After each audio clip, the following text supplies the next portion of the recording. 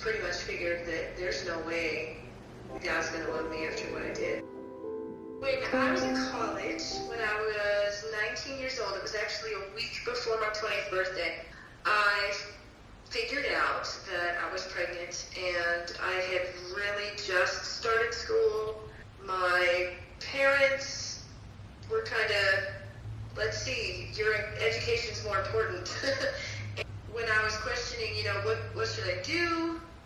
My parents' advice, or at least my mother's advice, was, I don't have any way of supporting you if you decide to have this baby. I can't help you. I don't even have money to help you get an abortion.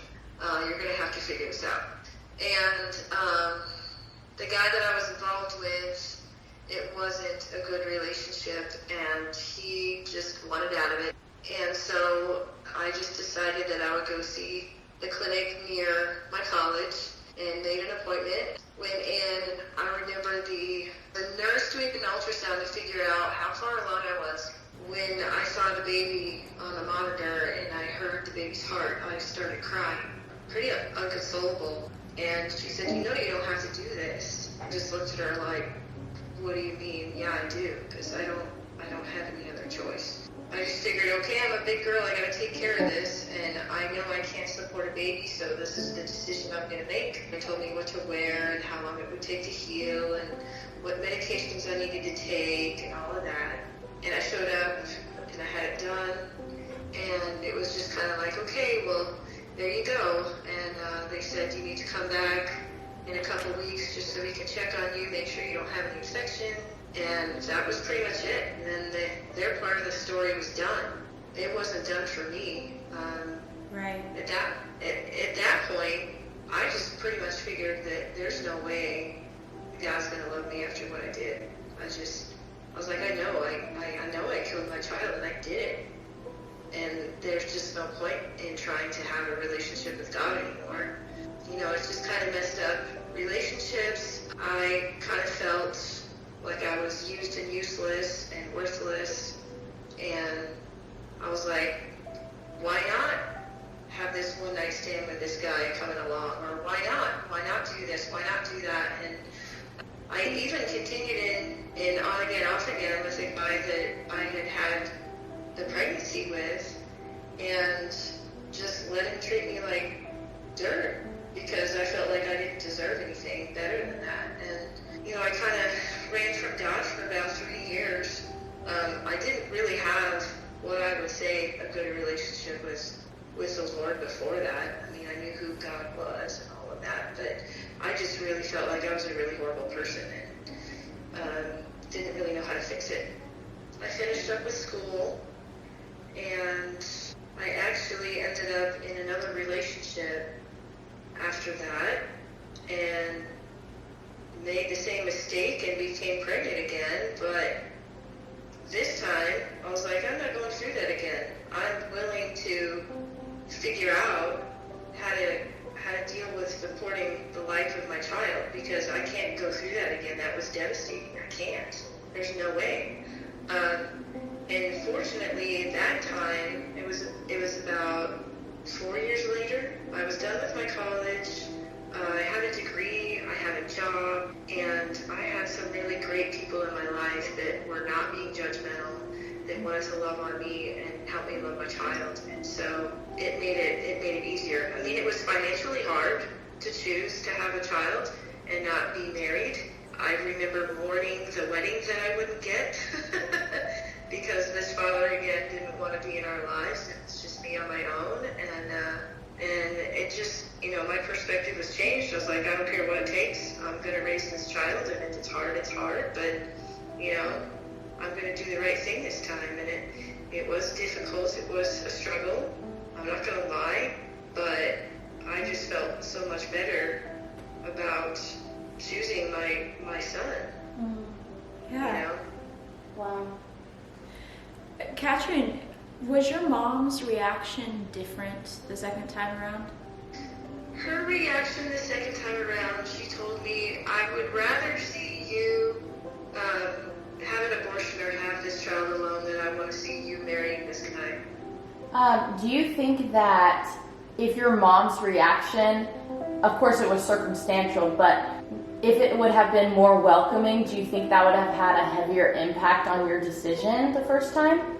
I think it would. I mean, it didn't happen that way, so I can't say that it would have happened that I would have chosen, but I think it would have been different. I even had, after several years, my aunt, who is Catholic, came with us when I had my abortion done. I thought that was kind of weird at the time, that she was willing to be there and hold my hand when I knew what she believed. And she told me years later, she said, I really wanted to offer to bring you into my home and help you raise that baby. But I knew that you had just been diagnosed with type 1 diabetes, and I knew it would be a really hard pregnancy on you. And I felt like if I had offered to help you and that pregnancy messed with your health, your mother would have never forgiven me. Wow. And she carried that for, oh my gosh, this was like 5 years ago that she told me this. So she, felt horrible about not offering the help years and years and years later, and I ended up telling her that it meant a lot to me for a Christian to want to love on me, even though I had made that choice. Wow. Looking back, if you had had somebody who gave you an option to help you or even just uplift you and say that you could do it, even if it wasn't your family, do you think that would have had a large effect on you? I think it would. I also remember, though, at the time, I had a really close friend, and I knew that she was a Christian, and I knew that she was not in favor of abortion at all. And I actually didn't tell her because I was afraid of what she would say.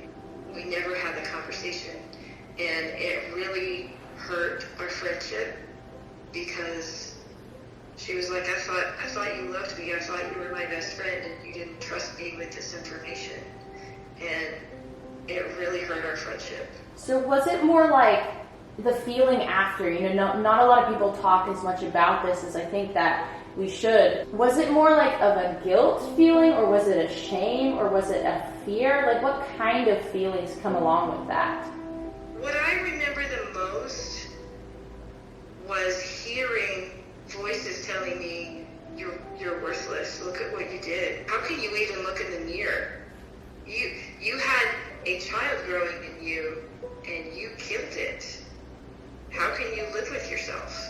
I just remember feeling that in the moment. I wasn't raised in church, so I really didn't know a lot of the symbolic things with Christ and everything.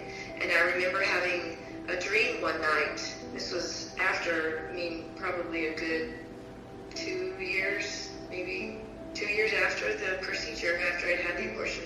I had this dream that I had been given a lamb. And I was like, I don't know anything about farm animals. What is the deal with this? Why am I being given this responsibility? And so when I was in my dream taking this lamb, I had a rope around its neck and like a little leash, and I was walking around asking people to help me with it. And I said, I don't know anything about taking care of a lamb. Can you help me with it? Will you help me? Will you help me? Will you help me? Will you take this lamb? Will you take this lamb? And everybody I asked kept saying no.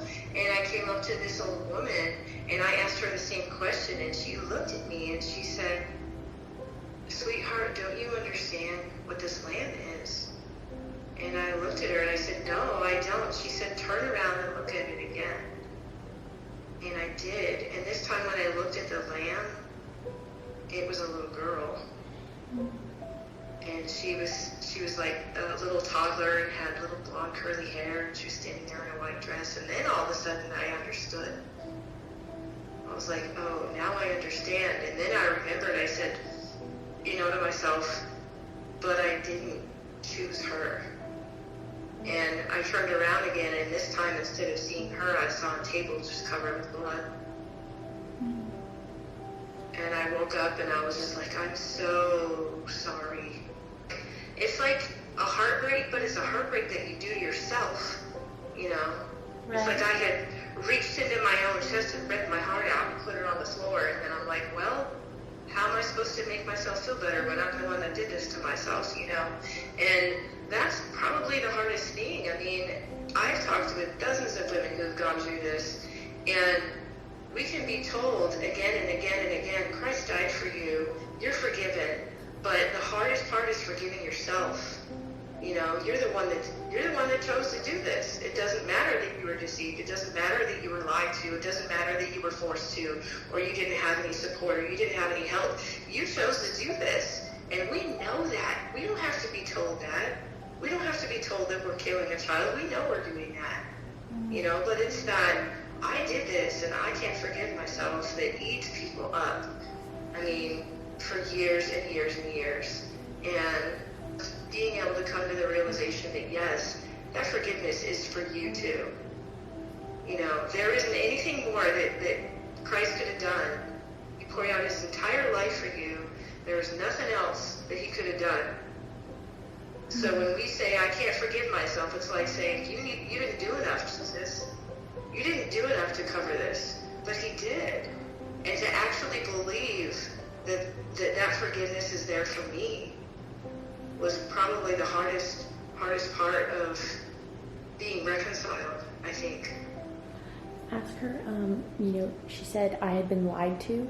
Ask her what that means and what did people tell you? Yeah, Katrin, you said you had been lied to. What did that look like in your story? What did people tell you? I think just the whole, oh, don't worry about it. It's just a procedure. You're just, you know, big deal. You're pregnant, but, you know, everybody does this, and it's not that big a deal. You just sweep it under the rug, and it's the easy way out. Yeah, so they told you everybody does this, like a group think. Mm-hmm. Like, it's okay because somebody else has done it, you can do it too.